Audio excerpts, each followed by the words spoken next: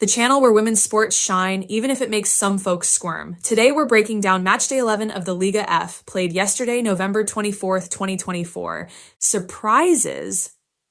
Duh. Drama? Always. Because football without chaos is like decaf coffee. Pointless. But before we dive in, let's get one thing straight. This is women's football. Here, excuses like the grass was slippery or the ref was out to get me don't fly. We play, we win, we lose, and we keep shining. Get ready for jaw-dropping goals, defenses built like fortresses, and yeah, some referee calls that make you wonder if equal pay should also cover common sense. Let's get to it.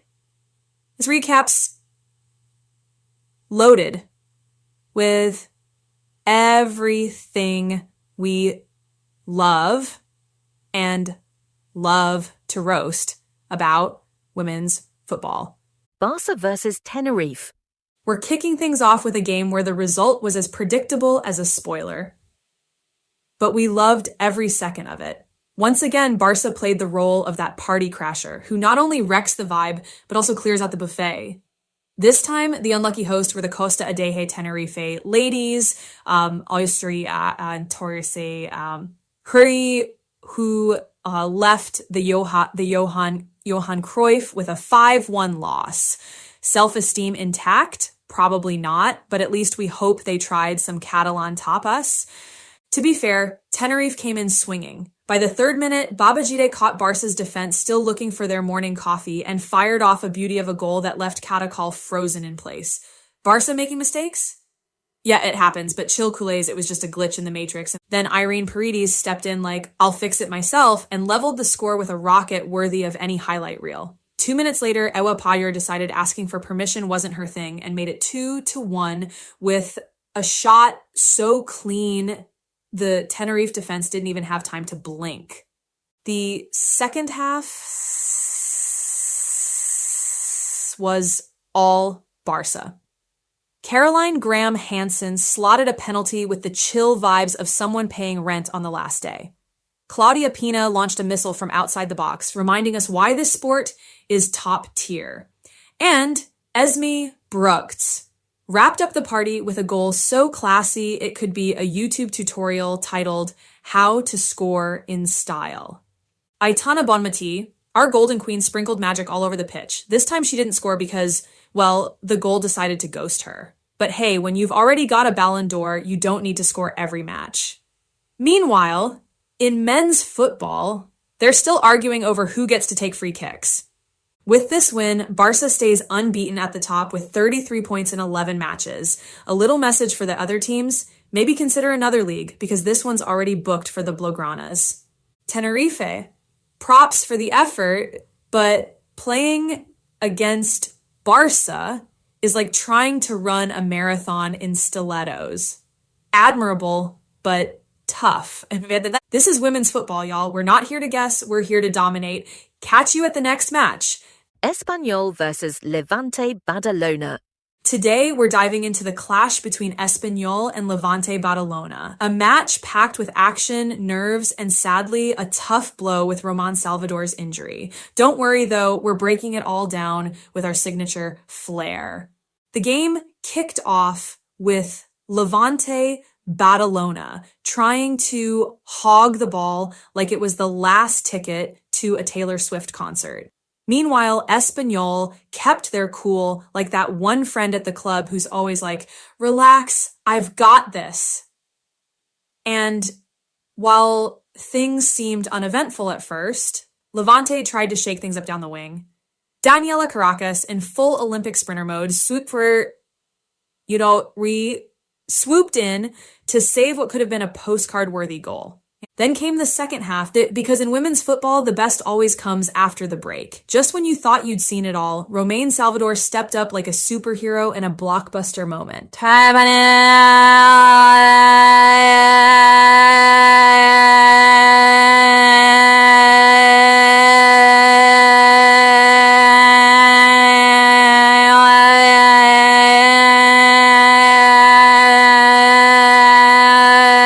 And remain like about Civis out, City went wild, but then the moment no one wanted.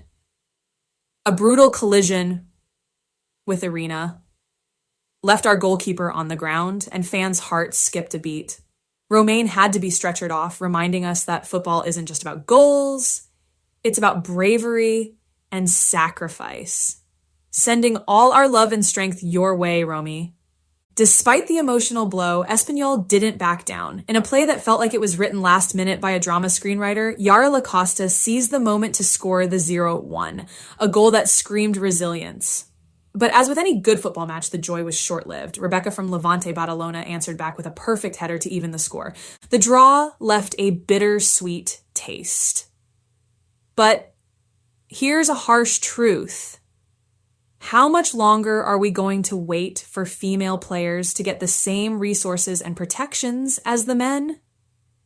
Because, yes, we play the same sport, but not always with the same tools. A 1-1 draw that's worth so much more than it seems.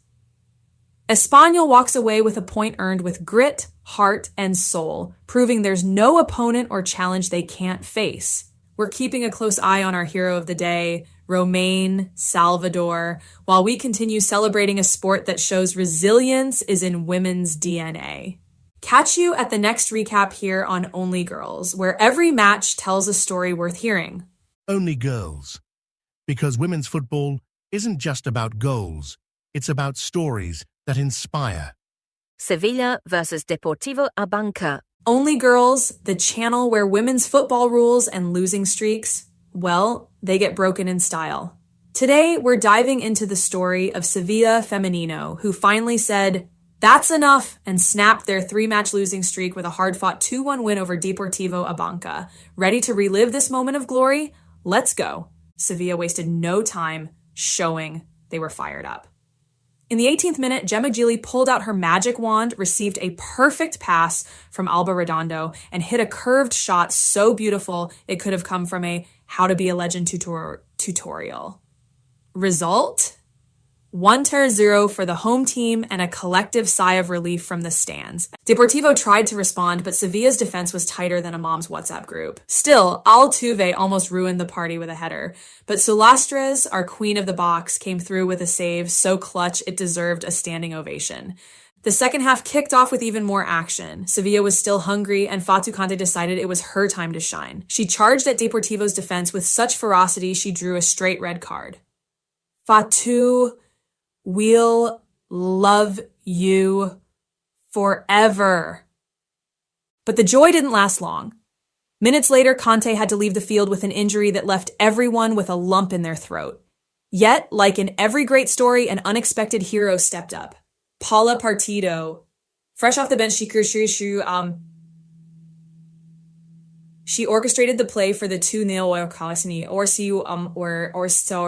or Sancho with such precision, it's clear Sevilla's youth talent is the real deal. Of course, Sevilla got a little too comfortable, way too comfortable.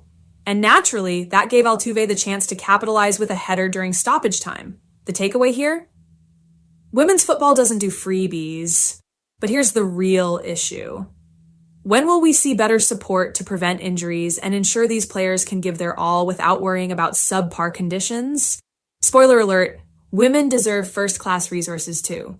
With this win, Sevilla breaks their losing streak and regains their confidence. The moral of the story, never underestimate the power of a solid goalkeeper and a forward ready to leave it all on the pitch. Deportivo, on the other hand, has some homework to do if they want to avoid stacking up more losses like this. That's all for today on Only Girls, where every play, every win, and every red card has a story. Catch you at the next recap as we keep celebrating the sport we love. Only Girls, where women's football always has something to teach. Athletic versus Madrid CFF. Hey! Welcome to Only Girls, the channel where women's football hits harder than a championship final. Today, we're heading to Lezama, where Athletic Club roared back with a crucial win over Madrid CFF. The result?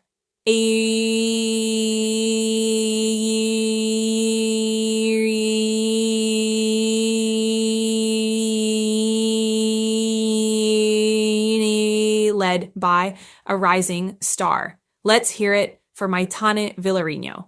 The game kicked off with the Lionesses staking their claim. Plenty of possession, but finding clear chances was harder than getting your crush to text back. Azcona came close to breaking the deadlock, but her aim decided to take the day off. Not today, babe.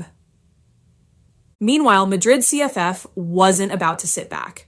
Allegra was on fire, but between Athletic's rock-solid defense and Nanclares pulling off a human wall performance, the scoreline stayed at 0. First half summary, a lot of hustle, not much thrill, but don't worry, the best was yet to come. Second half. Building intensity. After the break, Madrid CFF came out swinging, putting Athletic's defense through a serious stress test. Nanclares, our MVP in goal, pulled off some clutch saves that had the Lizama crowd holding their breath. Then came the game changer. David Aznar made some strategic substitutions, and in came Maitan Villarino. With just 3 appearances for the first team, this academy starlet was like, "Excuse me, this is my time." At the 75th minute, Aisair, after a chaotic corner and a botched clearance, Maitan smashed in a volley straight into the back of the net. Go Lazo, the stands erupted in celebration. And what's better than watching a young talent shine with her first professional goal? Maitan reminds us why investing in women's academies isn't just necessary. It's genius. This isn't just hype. This is pure, raw talent. Madrid CFF didn't back down, pushing hard in the final minutes. Athletic had to defend tooth and nail, with Nanclares pulling out some feline reflexes to keep the lead intact. After a whirlwind of corners and close calls, the Lionesses held their ground, securing all 3 points and sweet revenge after their recent derby loss. With this victory, Athletic proves that Lizama is still their fortress and that they're ready to bring the heat this Liga F season. The takeaway? Never underestimate a young player with something to prove. Hats off to Maitan and the whole squad. Catch you at the next recap here on Only Girls, where every match tells a story worth sharing. Until next time, and may women's football keep shining. Only Girls, where the future of women's football is happening now.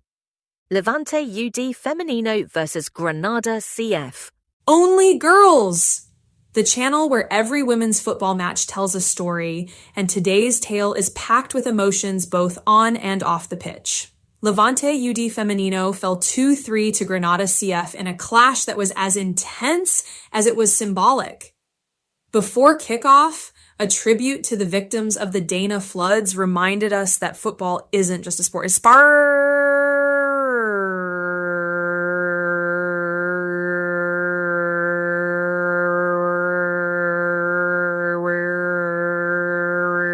stand together in tough times. Sempre ambel nostre poble. Thank you, ladies, for honoring that strength.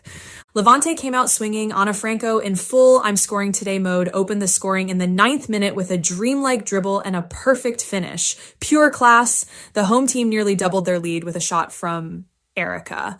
But accuracy? Well, it took a little break. Granada, who started a bit reserved, began finding spaces as the half went on. Even so, Emma, Levante's fearless keeper, showed up big in the 36th minute, cutting off a dangerous play that could have tied the game.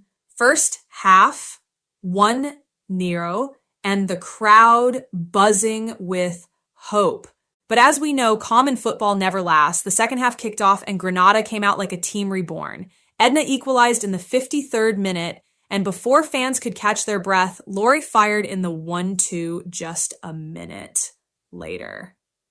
2 goals in under 2 minutes. Ouch. If that wasn't enough, Alexia added another in the 62nd minute after a perfectly executed team play. In just 10 minutes, Levante went from riding high to fighting for their lives. The atmosphere in Buñol, a mix of disbelief and frustration. But if women's football teaches us anything, it's that giving up isn't an option. Levante refused to back down. In the 90th minute, debutante Inez seized a golden opportunity and scored her first goal with the senior team. A debut goal. is always worth celebrating, even in defeat. The final score was 2-3 to 3, but beyond the numbers, this match highlighted Levante's resilience and Granada's ability to seize their moments. A special shout out to Inez, who looks destined to become a rising star. This is football, ladies. Sometimes you win, sometimes you learn. And here at Only Girls, we always celebrate every step, every goal, and every story behind the ball. See you at the next match, because women's football always has something to teach us. Only Girls, because women's football tells stories that move us. Atletico de Madrid versus Eibar. Hey everyone! Welcome to Only Girls, the channel where we break down women's football with the same passion Atletico pours into their shots on goal, even if they don't always hit the mark. Today, we're diving into the 1-1 draw between the Colchoneras and Eibar, a match that gave us a simple but painful reminder. If you don't take your chances, you walk off the pitch asking yourself, what just happened? Atletico came out swinging. By the 15th minute, Luani, moving with the rhythm of a Saturday night DJ, whipped in a perfect cross to Fiamma, whose header's herder was more stylish than accurate. Astrolaga, Eibar's keeper, said, "Not today," and tipped it out for a corner. The Colchoneras kept pressing. Luani and Gio combined in a spectacular play that ended with a shot from Gio skimming past the goal. Everything seemed to be lining up for Atletico until the ref decided to turn a blind eye to a blatant stomp on Luani in the box. What's up, refs? Do we need to play barefoot for it to count as a penalty? The half ended with Sheila leading a dangerous counterattack that left Luani one-on-one with the keeper. But once again, Astrolaga threw on her superhero cape and denied the goal. Halftime score, plenty of drama, 0 goals. And then the second half kicked off just like the first, Atletico attacking, Eibar defending like their lives depended on it. Gio had a golden chance in a one-on-one with Astrolaga, but the keeper pulled off video game level reflexes to keep the scoreline intact. Then came the moment no one wanted to see. A defensive error from Atletico opened the door for Campos, who capitalized on a bound after Andrea's shot. Result, 0-1 for Eibar. The Atletico bench was in shock, and fans everywhere let out a collective sigh. Like our Atletico threw everything they had into finding an equalizer. Sheila came close with a dangerous header that looked destined for the net, but Astrolaga was there to crush those hopes yet again. Finally, Fiamma had enough. In the 83rd minute, after a brilliant play from Luani, she fired a low, powerful shot that finally broke through Eibar's wall. 1-1, and the crowd could breathe again, if only a little. This match leaves us with a clear takeaway. Creating chances means nothing if you don't capitalize on them. But as we celebrate such intense games, we also have to ask the big question, when will these players get the same resources and conditions as their male counterparts? Because honestly, it's way past time. Spot slip away. Meanwhile, Eibar walks away with a hugely valuable point, thanks in large part to Astrolaga, who deserves a monument or, at the very least, a fancy dinner on her teammates' tab.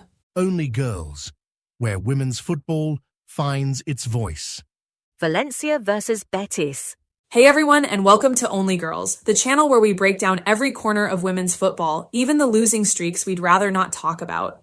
Today, it's all about Valencia, still searching for that elusive first win, like it's a 4-leaf clover. The result? Their 7th loss of the season, this time against a Betis side that came, saw, and conquered with a 0-2 victory. Spoiler, no miracles here. But before we dive into the game, let's take a moment for something that truly matters. Before kickoff, there was a touching tribute to the victims of the Dana floods, a reminder that football is more than just a sport. It's about community and resilience. And speaking of hope, Valencia's academy girls, the Escoles VCF, accompanied the first team onto the pitch, with Gabriela delivering the ceremonial kickoff. A big round of applause for them, because this was the real glimmer of hope today. Valencia started with energy, but luck and the goalposts just weren't on their side. In the 20th minute, Ida Esteve was inches away from opening the scoring, but the ball decided to ghost her and hit the crossbar instead. On the other side, Pauleta stepped up with a crucial tackle to cut off a deadly Betis counterattack. Then came the moment that stings the soul. Carol Ferez, a former Valencia player, decided this was her night. In the 38th minute, she received a flawless pass from Naima Garcia and buried a beauty of a goal, leaving Antonia Canales with no chance. Betis 1, Valencia 0. The atmosphere in the stadium, silence, broken only by the echo of sighs. Valencia came out of halftime determined to equalize, but reality had other plans. In the 51st minute, after a chaotic rebound in the box, Doreen doubled Betis' lead with a strike straight out of an action movie. Fast, sharp, and deadly. Valencia didn't stop trying. Aida Esteve punished the crossbar again, and Asun Martinez came close, but finishing seemed to whisper, "Not today, sweetheart." With just 3 goals all season, the home team is clearly searching for answers. Here's the real issue. Swapping out the coach isn't enough when the team needs a full rebuild from the ground up. These players don't just need coaches, they need resources, strategies, and genuine support. It's time to stop slapping on Band-Aids and start investing in the talent and potential of teams like Valencia. Betis takes home 3 well-earned points, and Valencia is left with, well, more questions than answers. But if there's one positive takeaway, it's the inspiration we saw in the young talents from Valencia's academy. Maybe the change Valencia needs is already in their own ranks, betting on their roots. That's it for today on Only Girls, the place where we always find something to celebrate, even if it's as rare as a Valencia goal this season. See you at the next match, because here, women's football always has something to teach us. Where's she?